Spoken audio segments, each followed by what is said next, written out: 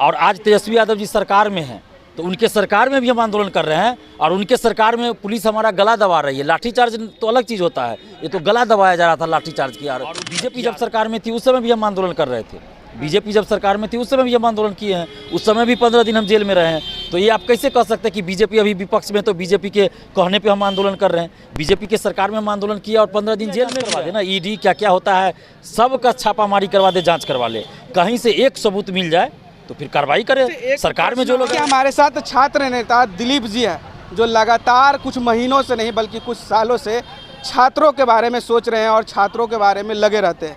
वो भी मौजूद है गर्दनी बाग में, इनसे भी पूछेंगे कि किस तरीके का समर्थन छात्र को कर, क्या परेशानी चल रही है अभी। देखिए, शिक्षक अभ्यर्थी जो अभी धरना पे बैठे हैं, अनिश्चितकालीन धरना है इन लोग का, इनके समर्थन में हम आए हैं।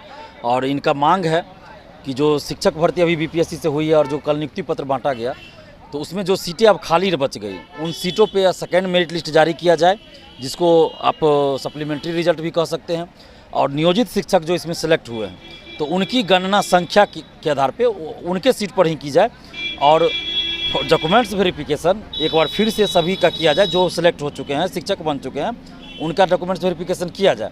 और जो भी इसमें फर्जी पाए जाएंगे या विज्ञापन की शर्तों के अनुसार जिनके पास डॉक्यूमेंट्स नहीं होगा, उनको बाहर किया जाए। और जितना सीट खाली रहता है उसके लिए एक सप्लीमेंट्री रिजल्ट जारी किया जाए, ताकि जिसमें बिहारी अभ्यर्थियों को ज़्यादा से ज़्यादा मौका मिले, इस बात का भी ख्याल रखा जाए। इस तरह से लिस्ट जारी किया जाए जिसमें बिहारी अभ्यर्थियों को ज़्यादा मौका मिले। तो ये आप पे एक सर आरोप लगाया जाता है कि आप विरोधियों के द्वारा मतलब साथ मिल के ऐसे कामों में हाथ लगे रहते हैं, आप लगे रहते हैं, हमेशा शिक्षकों को मतलब उकसाते रहते हैं इस मामले में। विरोधियों मतलब विपक्षी पार्टियों से? जी जी। तो हम तो चैलेंज करते हैं, जो लोग ऐसा बोल रहे हैं कोई एक सबूत दिखा दे, जांच करवा ले। हालांकि 2-3 बार तो आर्थिक अपराध इकाई बिहार सरकार का जो और एजेंसी है सब कुछ जांच कर चुकी है।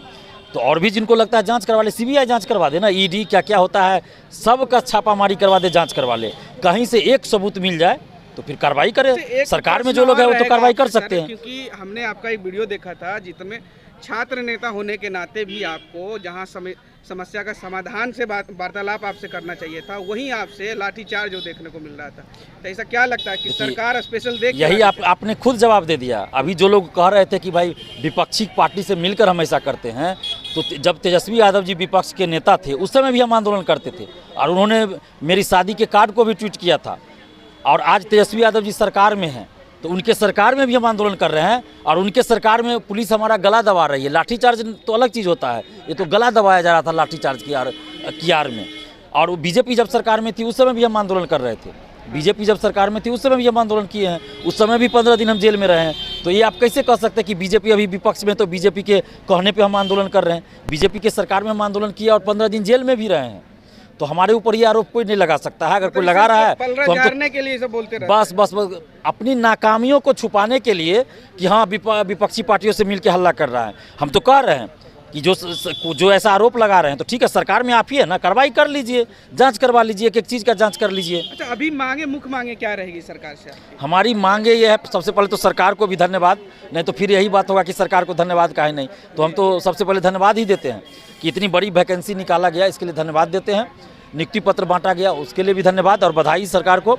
साथ ही हम ये मांग कर रहे हैं कि आप फर्जी डॉक्यूमेंट्स पे अगर कोई बहाल है उसकी जांच पहले कीजिए, हर एक शिक्षक की। अब फर्जी अगर निकलता है तो बाहर कीजिए, जो सीट खाली है उसके लिए सेकेंड लिस्ट निकालिए। इतनी सी तो बात है। TRE 2 लाया गया, उसका स्वागत करते हैं, लेकिन हाँ हड़बड़ी में TRE 1 के चलते की तरह गड़बड़ी नहीं होना चाहिए, इसका भी ध्यान रखें। चलिए, फिलहाल बहरहाल देखना होगा आनन फानन में जो नियुक्ति पत्र बांटे गए हैं उसमें कितनी गड़बड़ी है, वो आने वाले दिनों में पता चलेगा। लेकिन फिलहाल इस खबर में इतना ही। तमाम ऐसी खबरों से जुड़े रहने के लिए हमारे चैनल को लाइक शेयर सब्सक्राइब जरूर कीजिएगा और अपनी प्रतिक्रिया हमें कमेंट के जरूर दीजिएगा। धन्यवाद।